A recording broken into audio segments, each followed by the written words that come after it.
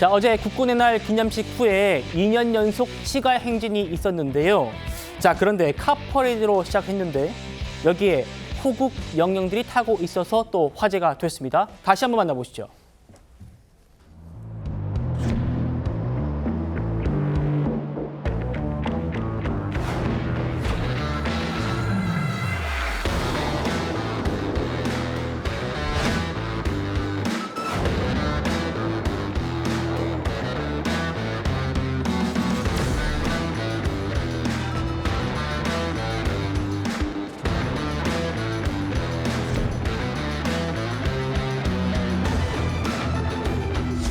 소대장으로서 최선을 다하고 있는 남편의 모습을 보게 되어 행복해하는 가족의 모습입니다.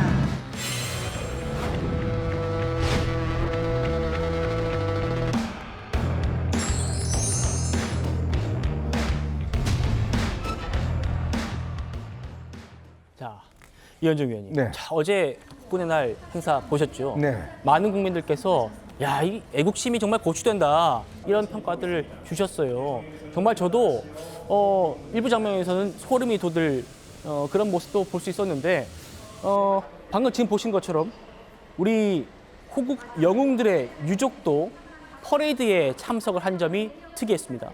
저도 어제 광화문 행사를 이렇게 지켜보면서 특히 어린아이들이 너무나 좋아하더라고요. 네. 또 이 좋아하는 걸 넘어서서 우리가 이게 대한민국의 어떤 이 국민이구나라는 것들을 아마 많이 느꼈을 것 같습니다. 그게 사실은 이게 살아있는 현장 교육이거든요. 저런 모습을 보면서 나도 저런 군인이 돼야 되겠다라는 생각들을 하는데요. 정말 이제 어제 저는 행사를 보면서 영웅이 처음으로 영웅 대접을 받은 게 아닌가라는 생각이 듭니다. 네. 미국이 세계 최강의 국가입니다. 그 이유는 뭐냐면 바로 영웅들을 영웅 대접한다는 거거든요.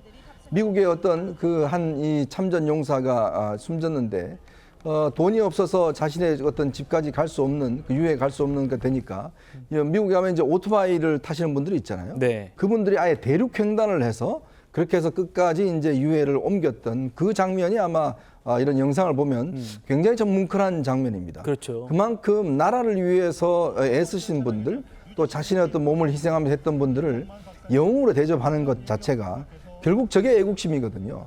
국민들의 애국심이 있어야지만 나라를 지키는 거 아니겠습니까? 예. 지금 우리가 이스라엘 전쟁 보고 계십니다만 네. 이스라엘 국민들 같은 경우는 해외에서 자신의 뭐 CEO라는 이런 사람들 하더라도 전쟁이 일어나면 다 고국으로 돌아갑니다. 싸우기 위해서죠. 그렇죠. 자신의 업체를 놔두고 돌아갑니다. 그게 바로 애국심이거든요. 그걸 누가 지킬 것인가. 그런 문제를 어제 저는 저런 유족들, 영웅들 또 가족들이 함께 탑승해서 저나 자기의 아버지나 그다음에 자신의 남편이 정말 자랑스럽다는 걸 느끼는 거. 예. 그게 바로 저는 튼튼한 안보가 아닌가 생각이 듭니다. 예.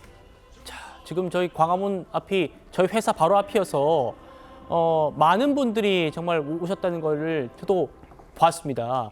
안 기자님, 이 위원님께서 어린아이들 굉장히 많이 나왔다고 말씀 주셨는데 현장에 있던 시민들 반응이 굉장히 뜨거웠거든요. 네, 맞습니다.